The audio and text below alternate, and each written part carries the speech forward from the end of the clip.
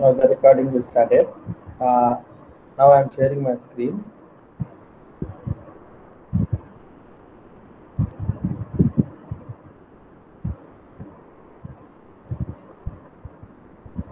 It is sharing.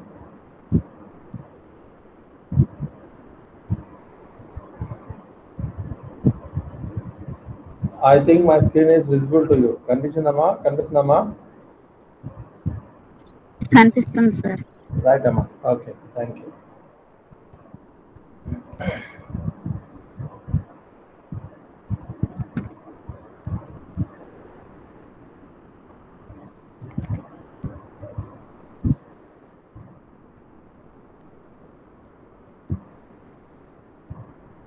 So as యూజువల్గానే రోజు చెప్తున్నటువంటి కాన్సెప్ట్ సార్, పెద్దగా మార్పు ఏమీ ఉండదు.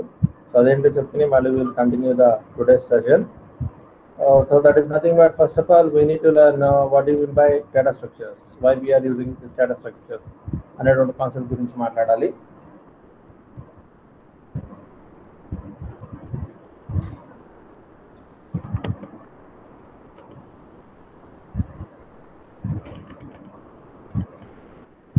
రైట్. సో డేటా స్ట్రక్చర్స్ గురించి మాట్లాడుకోవాలి. So what you mean by data structures, why we are using this data structures అని అడిగితే, simply say data structure is nothing but arrangement of data in computer memory. So computer మెమరీలో ఏదైనా సరే data కనుక arrangement చేసుకోవాలి అనుకుంటే, for that purpose we can go with this data structures అనేటువంటి concept use చేయడం జరుగుతుంది.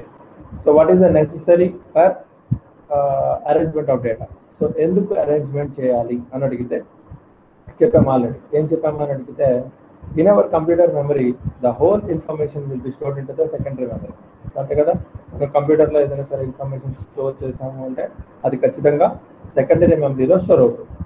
సెకండరీ మెమరీలో స్టోర్ అయినటువంటి డేటా అనేటటువంటిది మనం చెప్పినట్టుగా మోడిఫికేషన్ జరగాలి అన్నా, లేదా మనం అడిగినటువంటి డేటా అనేటటువంటిది మెమరీలోంచి ఎక్స్ట్రాక్ట్ చేసి మనకి ప్రెజెంట్ చేయాలి అన్నా, ఆ వర్క్ చేసేది ఎవరు అని అడిగితే మైక్రో ప్రాసెసర్ చేస్తుంది. మైక్రో ప్రాసెసర్ ఎప్పుడు చేస్తుంది సార్ అని అడిగితే, if the data is properly arrange. So ఆ విధంగా వర్క్ చేయడానికి, వర్క్ అనేటటువంటి చాలా ఫాస్ట్గా యాక్సెస్ చేసుకోవడానికి దానికోసం ఉపయోగపడేటటువంటి కాన్సెప్ట్ని ఏమంటామని అడిగితే ఈ డేటా స్ట్రక్చర్స్ అని చెప్పడం జరుగుతుంది. So basically this data structure is classified into 2 categories కింద పెట్టుకోవడం జరిగింది. ఫస్ట్ వన్ వచ్చేటటువంటి దాన్ని ఏమంటారు అని అడిగితే ప్రిమిటివ్ డేటా స్ట్రక్చర్స్ అని మాట్లాడతారు. And the second one will be called as non primitive data structures అని చెప్పడం జరిగింది. So what you mean by this primitive data structure and what you mean by this non primitive data structure అని అడిగితే, so in every programming language definitely there is a concept is called simply say data types. So కంపల్సరీగా ప్రతి ఒక్క programming లాంగ్వేజ్లోనూ ఖచ్చితంగా ఏముంటుంది sir అని అడిగితే data types అనేటువంటి కాన్సెప్ట్ ఉంటుంది. ఆ డేటా టైప్స్ ఏదైతే ఉందో దాని మీద single value or single element కనుక రిప్రజెంటేషన్ కనుక చేయాలి అనుకుంటే, for that purpose we can go with here primitive data structure అని చెప్తూ ఉంటారు. అంటే ఒకే ఒక వాల్యూ కానీ ఒకే ఒక ఎలిమెంట్ కానీ ఉన్నప్పుడు ఆ ఒకే ఒక వాల్యూ కానీ ఒకే ఒక ఎలిమెంట్ కానీ వర్క్ చేయాలి అనుకుంటే, ఫర్ దట్ పర్పస్ ప్రతి ప్రోగ్రామింగ్ లాంగ్వేజ్ ఉండేటటువంటి డేటా టైప్స్ అనేటువంటి కాన్సెప్ట్ యూజ్ చేసుకోవడం జరుగుతుంది. These data types are classified into majorly following categories కింద పెట్టుకోవడం జరిగింది. So first one will be called as ఏమంటాము అని అడిగితే integer data type. If the data is not having any kind of decimal places, then we will go with integer. If the data is having some kind of decimal places, then we go with double data type. So if the data is having some kind of characters, then we can go with here character data type. If the data is having either true or false, for that purpose we can go with this boolean data type. So ఖచ్చితంగా ఏముంటుంది sir అడిగితే, మనం present చేసేటటువంటి ఎన్విరాన్మెంట్లో మన దగ్గర ఉన్నటువంటి డేటాని base చేసుకుని ఈ డేటా టైప్స్ అనేటటువంటి దాన్ని విడగొట్టుకోవడం జరిగింది. దీన్ని మనము ప్రతి ప్రోగ్రామింగ్ లాంగ్వేజ్లోనూ కామన్గా వాడతారు. కానీ so in here we are using the concept is called simply say data structures అని మాట్లాడుతూ ఉంటారు. దిస్ డేటా స్ట్రక్చర్స్ అంటేనే will go with this majorly non primitive data structure. Data structures అంటేనే నాన్ ప్రిమిటివ్ డేటా స్ట్రక్చర్స్ అండి. So ఈ non primitive data structures అంటే ఏంటి sir అని అడిగితే, it holds multiple values or multiple elements. So more than one value, ఒకే ఒక value కనుక ఉంటే primitive data structures. So multiple values ఉన్నాయి అనుకోండి సార్, అలాంటి సందర్భాలు యూజ్ చేస్తూ ఉంటారు నాన్ ప్రిమిటివ్ డేటా స్ట్రక్చర్స్ అని చెప్పడం జరుగుతుంది. The non-primitive data structures may again classified into two categories. First one will be called as linear data structures, and the second one will be called as non-linear data structures. So, what do you mean by linear data structures? So, linear data structure is nothing but it is a combination of arrays, linked lists, stacks, and as well as queues. Whereas comes to non-linear data structures is majorly it is a combination of two parts. First one will be called as a trees and the second one will be called as graphs. These two will be called as non-linear data structures and the remaining environment all will be called as simply say linear data structures అని చెప్పడం జరుగుతుంది.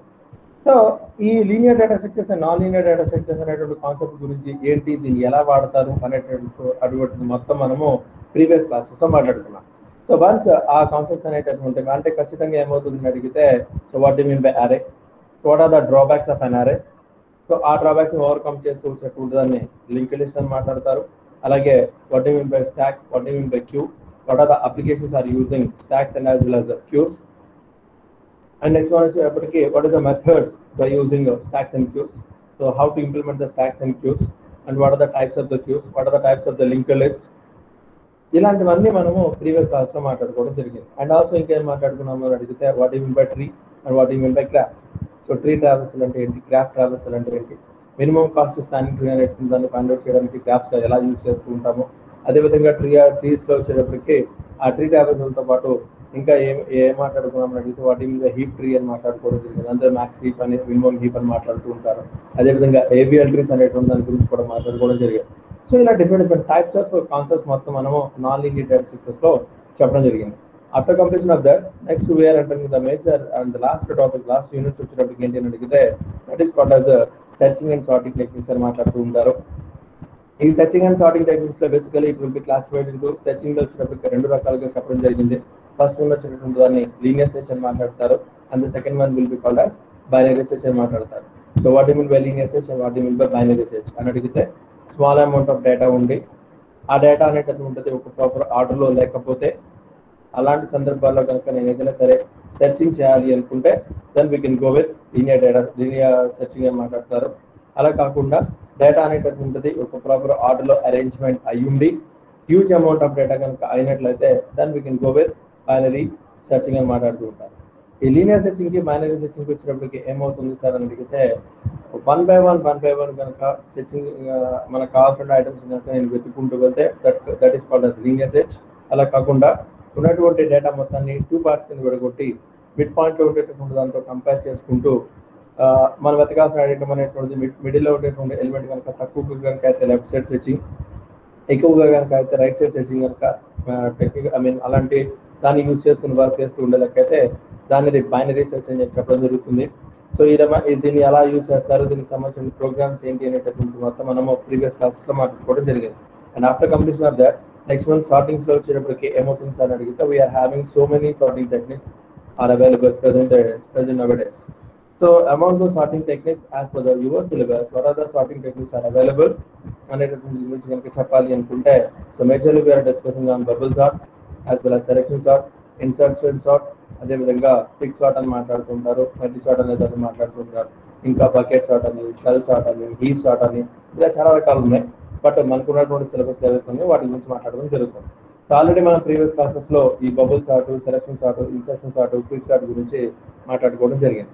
So present ఈరోజు చెప్పుకున్నటువంటి topic ఏంటి అని అడిగితే merge sort అని మాట్లాడుతూ ఉంటారు. సో వాట్ ఈస్ మెర్జ్ అంటే ఏంటి అని అడిగితే మీనింగ్ వచ్చేటప్పటికి కలపడం అండి. సో ఏం కలుపుతారు అని అడిగేటువంటి కాన్సెప్టే ఈ మెర్జ్ సార్ట్ అనేటువంటి దాని గురించి చెప్తూ ఉంటారు. So I'm going that environment. So already I give a material to you. So ఆ మెటీరియల్ అనే తీసుకుంటున్నాను సార్. సో దానిలోనే మెర్జ్ సార్ట్ అనేటువంటి దాని గురించి వెళ్తున్నాను. So this is the material, it is opening. Sorry,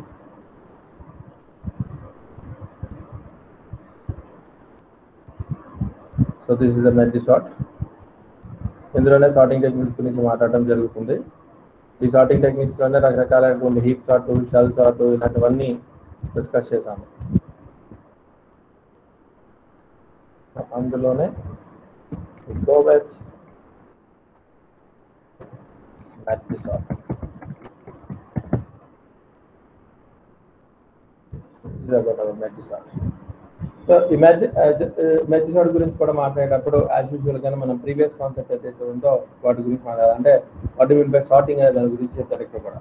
so ఏంటి అని అడిగితే simply say sorting is the process of arrangement of data, arrangement of list of items or list of elements in a particular order. So మన దగ్గర ఉన్నటువంటి items are elements ఏవైతే ఉన్నాయో వాటిని ఒక ప్రాపర్ ఆర్డర్లో కనుక అరేంజ్మెంట్ చేయాలి అనుకుంటే which may be either ascending order or descending order. So ఎలా అయినా సరే అరేంజ్మెంట్ చేసుకోవడాన్ని సార్టింగ్ అని మాట్లాడుతూ ఉంటారు.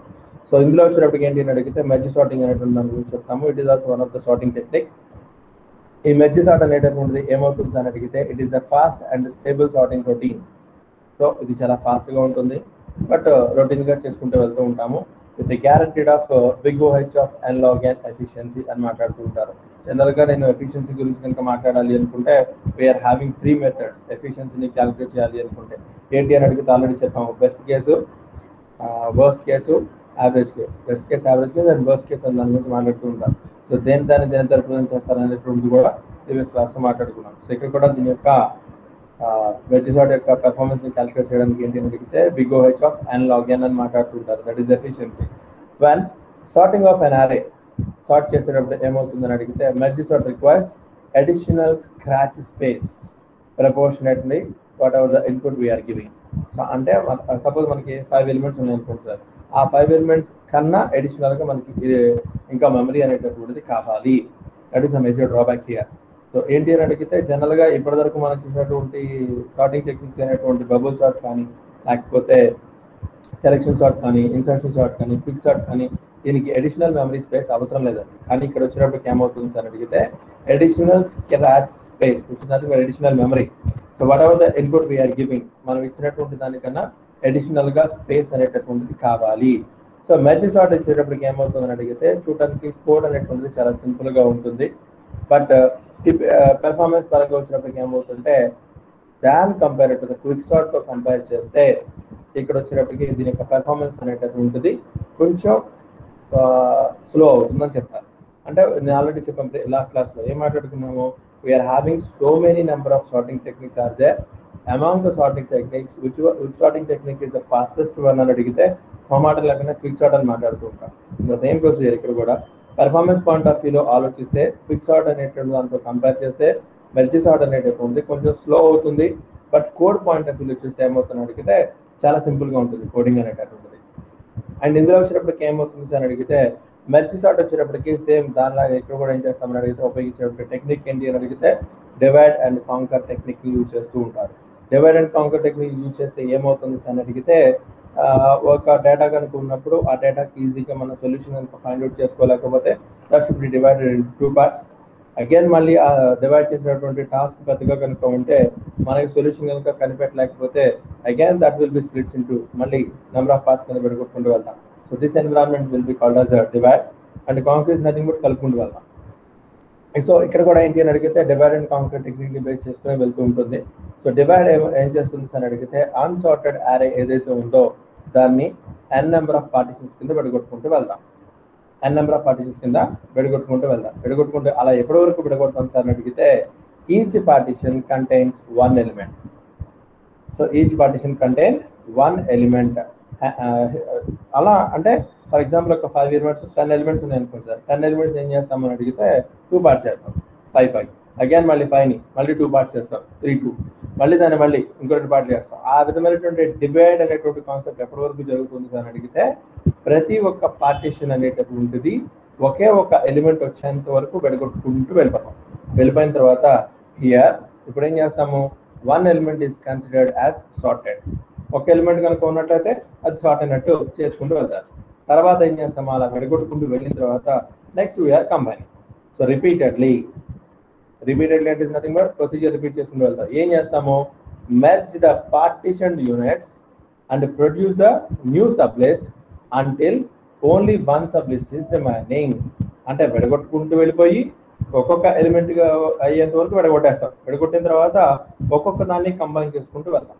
కంబైన్ చేసుకుంటూ వెళ్ళి ఈ కాంబినేషన్ ఆర్ కంబైనింగ్ అనేటటువంటిది ఆర్ మెర్జింగ్ అనేటటువంటిది ఎప్పటి వరకు జరగాలి సార్ అని అడిగితే అంటిల్ మనం ఏదైతే స్టార్టింగ్ లో డివైడ్ చేయడం జరిగిందో ఆ లిస్ట్ కి మ్యాచ్ అయ్యేంత వరకు కంబైన్ చేసుకుంటూ వెళ్తాం.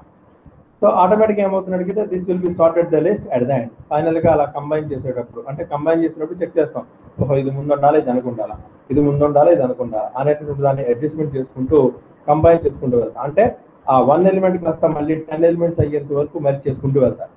సో ఫైనల్ గా ఏమవుతుంది సార్ అడిగితే this will be sorted at the end of the list. So ఖచ్చితంగా ఏమవుతుంది సార్ అడిగితే కన్ఫామ్ గా ఈ మెర్జ్ సార్ట్ అనేటటువంటిది పెర్ఫార్మెన్స్ పాయింట్ ఆఫ్ వ్యూలో ఆలోచిస్తే క్విక్ సార్ట్ కన్నా కొంచెం స్లో పెర్ఫార్మెన్స్ చేసిన program coding point of view చేస్తే చాలా సింపుల్ గా ఉంటుంది. So that is merge sort యొక్క simple thing.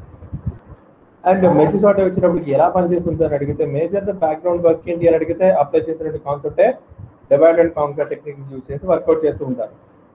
Divide and conquer technique use చేసి ఏం చేస్తాం సార్ అడిగితే suppose if you are having 10 elements, that 10 elements must be divided into 2 parts.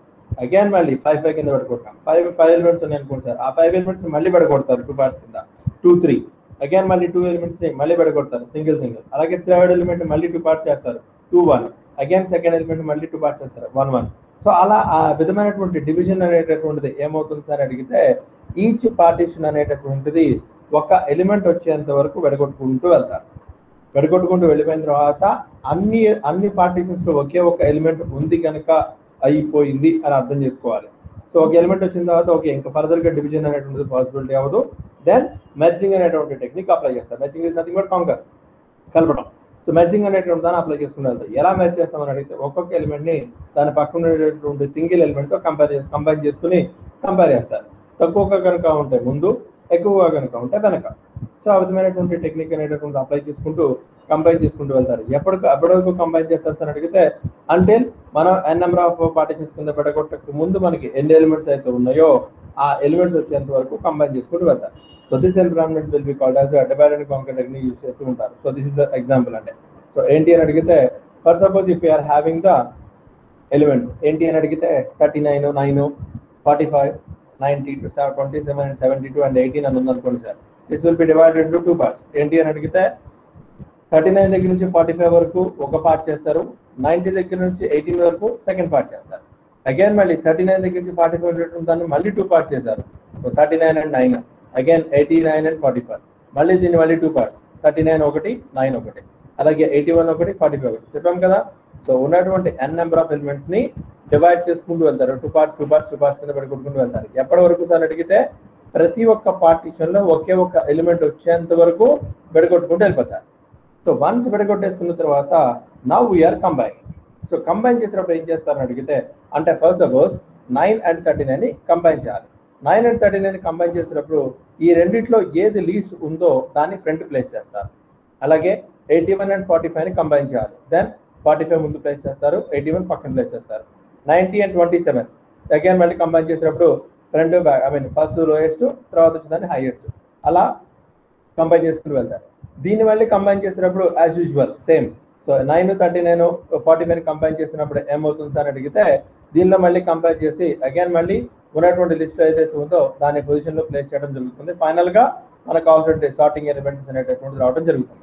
So combine చేసేటప్పుడు యాజ్ యూజువల్ గా కంపేర్ చేసుకుంటారు. కంపేర్ చేసుకుంటూ ఒకవేళ కనుక ఫస్ట్ ఎలిమెంట్ కన్నా సెకండ్ ఎలిమెంట్ తక్కువగా కనుక ఉంది అంటే ఆటోమేటిక్ గా సెకండ్ ఎలిమెంట్ అనేటటువంటిది ఫస్ట్ పొజిషన్ లోకి ఇంటర్చేంజ్ చేసి స్వాప్ చేసుకుని వెళ్ళాలి. ఇక్కడ జరిగింది అదే కదా. 39 ని 9 ని కంబైన్ చేసేటప్పుడు సెకండ్ ఎలిమెంట్ అయినటువంటి 9 అనేటటువంటిది ఫస్ట్ ఎలిమెంట్ అయినటువంటి 39 కన్నా తక్కువైనప్పుడు ఏమైంది. సో 9 అనేటువంటి పొజిషన్ ముందు ప్లేస్ చేసి 39 అనేటువంటి పొజిషన్ తర్వాత ప్లేస్ చేశారు.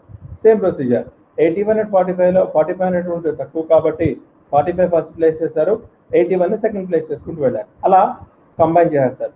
మళ్ళీ ఈ రెండింటిని కంబైన్ చేసినప్పుడు మళ్ళీ చెక్ చేస్తారు. వీటిలో ఏదైనా తక్కువ ఉందనుకోండి సార్ స్వాప్, తక్కువ లేదనుకోండి సార్ యాజ్ యూజువల్ గా కంబైన్ చేసుకుంటూ వెళ్ళిపోతారు. So this type of environment అనేటటువంటిది ఎప్పటి వరకు చేస్తారు సార్ అడిగితే అంటిల్ మనం ఇచ్చినటువంటి స్టార్టింగ్ ఎలిమెంట్ ఏదైతే ఉందో అక్కడి నుంచి మనకి ఫైనల్ గా వచ్చినటువంటి లిస్ట్ లో కంపేర్ చేస్తారు. బోత్ మ్యాచ్ అని అనుకోండి సార్ ఆటోమేటిక్ గా మెర్జ్ సార్ట్ అనేటువంటిది కంబైన్ అయినట్టే. సో సింప్లీ సే ఈ విధమైనటువంటి విడగొట్టుకుంటూ వెళ్ళేటువంటి దాన్ని డివైడ్ అంటారు. అలాగే మెర్జ్ చేసుకుంటూ వెళ్ళేటువంటి దాన్ని కాంకర్ అని మాట్లాడుతూ ఉంటారు. ఈ టెక్నాలజీ ఏమంటామంటే డివైడ్ అండ్ కాంకర్ టెక్నిక్ అని మాట్లాడుతూ ఉంటారు. సో దీని యొక్క కాంప్లెక్సిటీ క్యాలిక్యులేట్ చేసినప్పుడు బెస్ట్ చేసిన యావరేజ్ కేసు చూసినా వర్స్ట్ కేసు చూసినా ఏంటి సార్ అడిగితే big of n log n అని మాట్లాడుతుంటారు. This is the complexity of merge sort అని మాట్లాడుతూ ఉంటారు. సో దీని ప్రోగ్రామ్ పాయింట్ ఆఫ్ వ్యూలో ఆలోచించినట్లయితే యాజ్ యూజువల్ అండి java.utl అనేటువంటి ప్యాకేజ్ తీసుకుంటారు. మెర్జ్ సార్ట్ అనేది దాంతో సేవ్ చేస్తాము. పబ్లిక్ స్టాటిక్ వాయిడ్ మెయిన్ అని చెప్తాము. ఇంటిజర్ లిస్ట్ ఆఫ్ ఐటమ్స్ అని చెప్పేసి మనకు కావాల్సినట్టు లిస్ట్ తీసుకుంటాము before sorting and after sorting. So విడగొట్టేటప్పుడు ఏం చేస్తామని అడిగితే ఆ యారే యొక్క లెంత్ అనేటటువంటిది గ్రేటర్ దాన్ 1 కనుక అయితే, సో అగైన్ మళ్ళీ రికర్షన్ టెక్నిక్ యూజ్ చేసి మళ్ళీ విడగొట్టుకుంటూ, అంటే array of length divided by 2. So మళ్ళీ లెఫ్ట్ సైడ్ మళ్ళీ విడగొట్టుకుంటూ వెళ్ళాలి, మళ్ళీ లెఫ్ట్ సైడ్ మళ్ళీ విడగొట్టుకుంటూ వెళ్ళాలి. దిస్ కైండ్ ఆఫ్ ప్రొసీజర్ అనేటువంటిది ఎప్పటి వరకు సార్ అని అడిగితే సేమ్ ప్రొసీజర్ రైట్ సైడ్ కూడా. సో విడగొట్టుకుంటూ వెళ్తాం. ఆ తర్వాత కంబైన్ చేసేటప్పుడు ఏం చేస్తామంటే side by side elements compare చేసుకుంటూ వెళ్తారు. So this is the program for the merge sort. So దీన్ని వర్కౌట్ చేసినట్లయితే ఏం జరుగుతుందో చూద్దాము. యాజ్ యూజువల్గా కాపీ చేస్తున్నాను. సో మనకి తెలిసినట్టుగానే నోట్ ప్యాడ్ తీసుకుని note pad. So now we are pasting before sorting and here is the merge sort. Copy paste. ఈ మెటీరియల్ ఏదైతే ఉందో సేమ్ కాన్సెప్ట్ నేను ఏం చేస్తున్నాము అని అడిగితే రాస్తున్నాము. ఇదే మెటీరియల్లో ఉన్నటువంటి ప్రోగ్రామ్ని నేను రిపీట్ చేసుకుంటూ వెళ్తున్నాను, అంతకుముందు అడిషనల్ కాదు. So this the concept. So ఏంటి అని అడిగితే యాజ్ యూజువల్గానే ఇదిగోండి sir merge sort, public static void main, string arguments మామూలే, ఇంటిజర్ లిస్ట్ ఆఫ్ ఐటమ్స్ అని చెప్పేసి మనకు ఉన్నటువంటి లిస్ట్ ఆఫ్ ఐటమ్స్ మొత్తం ప్లేస్ చేసుకుంటూ వెళ్ళాము. ఆ తర్వాత బిఫోర్ సార్టింగ్ ఆఫ్టర్ సార్టింగ్ అని చెప్పేసి యారెస్ టు స్ట్రింగ్ అనేటటువంటి యారెస్ అనేటువంటి దాన్ని మనకి యారే లిస్ట్ ఏదైతే ఉందో యారెస్లో టు స్ట్రింగ్ అనేటువంటి మెథడ్ యూజ్ చేసి లిస్ట్ ఆఫ్ ఐటమ్స్ మొత్తాన్ని ప్రింట్ చేస్తున్నాను. తర్వాత మెర్జ్ సార్ట్ అనేటటువంటి మెథడ్ని కాల్ చేశాను. So this the merge sort అనేటువంటి మెథడ్ అండి. ఆ తర్వాత ఆఫ్టర్ సార్టింగ్ అని చెప్పేసి సార్ట్ అయిన ఎలిమెంట్స్ చూపించాలి. సో ఇక్కడతో మెయిన్ అయిపోయింది. And coming to this merge sort. ఈ మెర్జ్ సార్ట్లో ఏమవుతుంది సార్ అని అడిగితే కాల్ చేసినప్పుడు లిస్ట్ అనేటటువంటి ఏదైతే ఉందో so this will be called as the actual argument. ఈ యాక్చువల్ ఆర్గ్యుమెంట్ని పంపించాను and it should be collected here. Array అనేటువంటి పేరుతో కలెక్ట్ చేసుకున్నాను. ఈ యారే అనేటటువంటి దాని యొక్క లెంత్ అనేటటువంటిది గ్రేటర్ దాన్ 1 కనుక అయితే లెఫ్ట్ హాఫ్ అనేటటువంటి మెథడ్ని కాల్ చేసి అగైన్ మళ్ళీ యారే, రైట్ హాఫ్ అని కాల్ చేసి మళ్ళీ యారే అని చెప్పి తీసుకున్నాను. సో మళ్ళీ లెఫ్ట్ హాఫ్ అన్నప్పుడు ఏమవుతుంది అని అడిగితే this is the left half అండి. ఈ లెఫ్ట్ హాఫ్లో ఏమవ్వాలి అంటే మళ్ళీ యారే వస్తుంది. ఈ యారేలో ఏం చేస్తున్నాము అని అడిగితే దిస్ విల్ బి మనకు ఉండేటువంటి యారే లెంత్ డివైడెడ్ బై 2 విడగొట్టి మళ్ళీ ఒక కొత్త లెఫ్ట్ అనేటువంటి ఒక కొత్త సెగ్మెంట్ తీసుకుని దానిలోనే యారేకి ఇనిషియలైజ్ చేసుకుంటూ వెళ్ళాను. సో అంటే విడగొట్టుకుంటూ వెళ్ళేటువంటి కాన్సెప్ట్ మాత్రం ఇక్కడ జరుగుతూ ఉంటుంది లెఫ్ట్ హాఫ్లో. The same will be applicable for right half also. So length divided by 2 size 1. So array లెంత్లో ఉన్నటువంటి దాని దగ్గర నుంచి సైజ్ -1 అయ్యేంత వరకు రిపీటెడ్గా విడగొట్టుకుంటూ వెళ్తాం.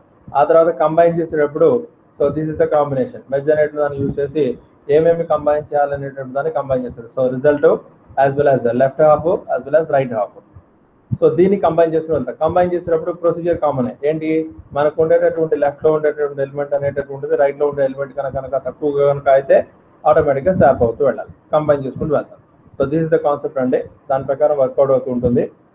సో ఈ మెర్జ్ సార్ట్ అనేటటువంటి దాన్ని యాజ్ యూజువల్గానే సేవ్ చేసుకున్నాము. Here come back here DS ప్రోగ్రామ్స్లో merge sort dot Java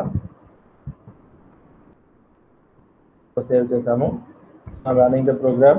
Running with command prompt read-write cd java programs 1 again cdds. Now we are combining java c merge dot java. So compile చేస్తున్నాము. So the program is now as obviously output వచ్చేస్తుంది. So java merge అని చెప్తున్నాను. So Java merge sort అనగానే ఆటోమేటిక్గా as usual before sorting and as well as after sorting. Sort చేయకముందు after sort చేసిన తర్వాత వచ్చేటువంటి అవుట్పుట్ అది. So this is about. అంటే ప్రోగ్రామ్ అనేటటువంటి దాన్ని కొంచెం మనం దీని మీద కనుక కాన్సన్ట్రేట్ చేస్తే ప్రోగ్రామ్ కోడింగ్ అనేటటువంటిది చాలా సింపుల్గా అండర్స్టాండ్ చేసుకోవచ్చు. అంటే విడగొట్టక ముందు కంబైన్ చేసిన తర్వాత ప్రతి దానికి ఆర్గ్యుమెంట్ కంబైన్ విడగొడతారు. So left side right side అనేటువంటి దాన్ని కాంబినేషన్ చేసుకుంటూ విడగొట్టుకుంటూ వెళ్తాం. జస్ట్ యాజ్ యూజువల్గా ఇప్పుడు మనం ఎగ్జాంపుల్ పాయింట్ ఆఫ్ వ్యూ ఏదైతే మాట్లాడుకున్నామో అంటే లైక్ ఇలా. సో ఈ విధమైనటువంటి ఎన్విరాన్మెంట్ మొత్తాన్ని డివిజన్ కనుక అయితే కంబైన్ చేసుకుంటూ వెళ్ళాలి అనుకునే లెక్కైతే మెర్జింగ్.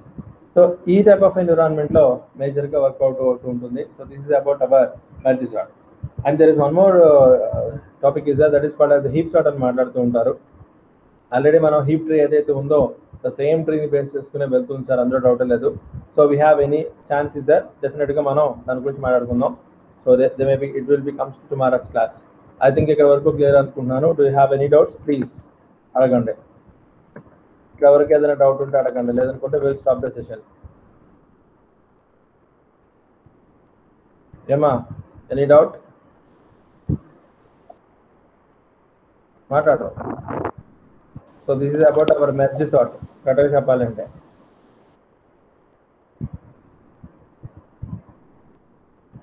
అర్థమైందో చెప్పరు, అర్థం కాలేదో చెప్పరు.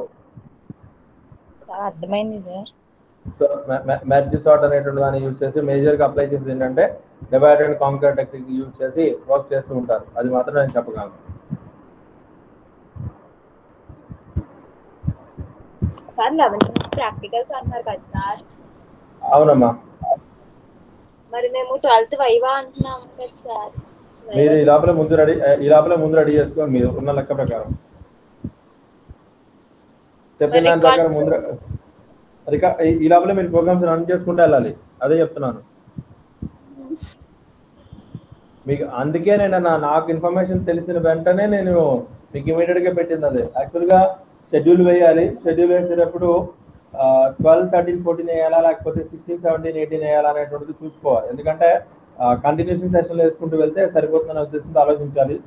దాన్ని బట్టి చూస్తాం. ఎందుకంటే 24th నుంచి మీకు థియరీ ఎగ్జామ్స్ అన్నాడు కాబట్టి బిఫోర్ తర్వాత కంప్లీట్ చేసుకోవాలి. అందుకని ఒకసారి సార్తో డిస్కస్ చేసి ఎప్పటి నుంచి వేయమంటారు అనేటువంటి చూసి దాన్ని బట్టి షెడ్యూల్ వేసి అగైన్ మళ్ళీ ఆ షెడ్యూల్ మీకు గ్రూప్లో పెడతాను. దాని ప్రకారం మీరు ప్రిపేర్ అవ్వండి. ఓకేనా? చెప్తాను ఏంటి అనేటటువంటి ఇన్ఫర్మేషన్ అయితే నేను మళ్ళీ చెప్తానండి. మళ్ళీ పెడతాను, గ్రూప్లో మెసేజ్ పెడతాం.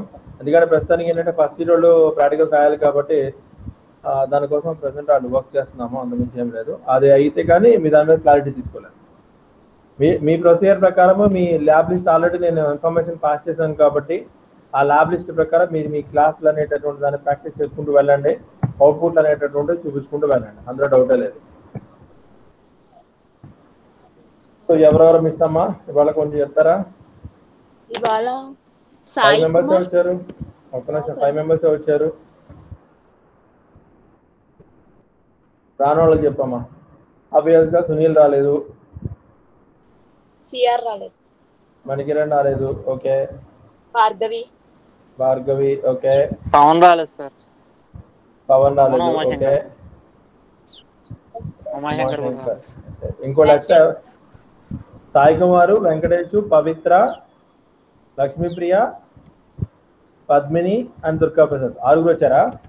వెంకటేష్ కూడా రాలేదు సార్. ఓకే సార్ వెంకటేష్ రాలేదు సార్. ఓకే ఓకే రైట్ మార్చలేమ్మా. Okay thank you. సో అది మాత్రం మీరు గట్టిగా ప్రిపేర్ అయిపోయినాను, ముందే చెప్తున్నాను. ఎందుకంటే ప్రాక్టికల్ ఎగ్జామ్స్ అనేటటువంటివి 11th షెడ్యూల్ ఏంటి అనేటువంటిది ఒకసారి సార్తో మాట్లాడి డిస్కస్ చేసి షెడ్యూల్ వేసి నేను మళ్ళీ మీకు గ్రూప్లో పెడతాను. In the mean while me lab list అనేటువంటిది ఆల్రెడీ మీకు షేర్ చేశాను కాబట్టి దాని ప్రకారం రికార్డ్ రాయడం కానీ లేకపోతే ప్రోగ్రామ్ మొబైల్ ఎగ్జిక్యూట్ చేసుకోవడం కానీ ఈ ప్రొసీజర్ మాత్రం ఆపకండి. ఓకేనా? రైట్ అమ్మా. Okay thank you.